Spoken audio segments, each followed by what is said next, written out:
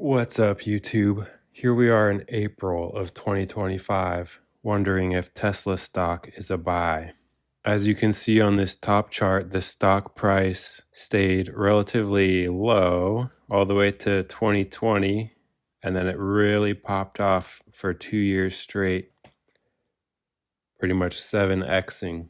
And then when the Fed started tightening, it fell by 72%, and then it bounced back up a little bit. And then leading up to Trump's second presidency, it really skyrocketed again and then fell 42%.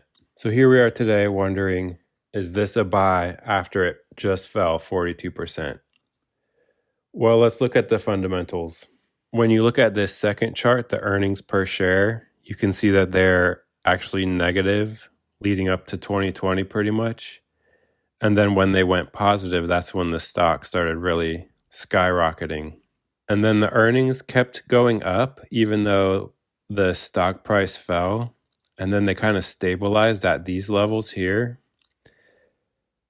So this was kind of the golden era of Tesla's fundamentals. Their earnings were high. The PE ratio ranged from anywhere from as low as 34 to 80, it looks like.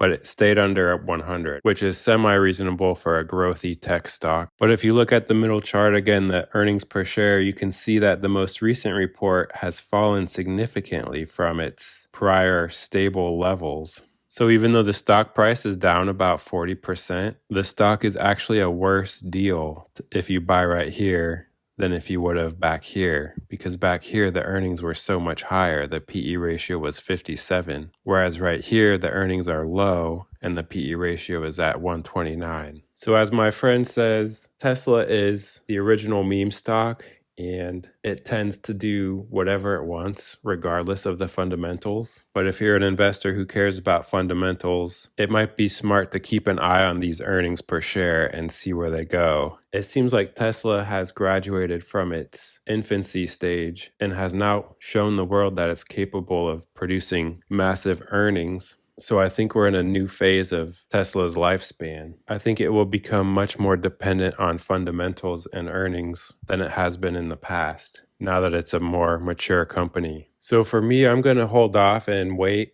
I think the stock price has a ways to come down so that it's more in line with the fundamentals. But if that PE ratio comes back down into the 50s, 60s, or even 70s, I'll take a look at it again. I hope you find this video helpful. Thanks for watching.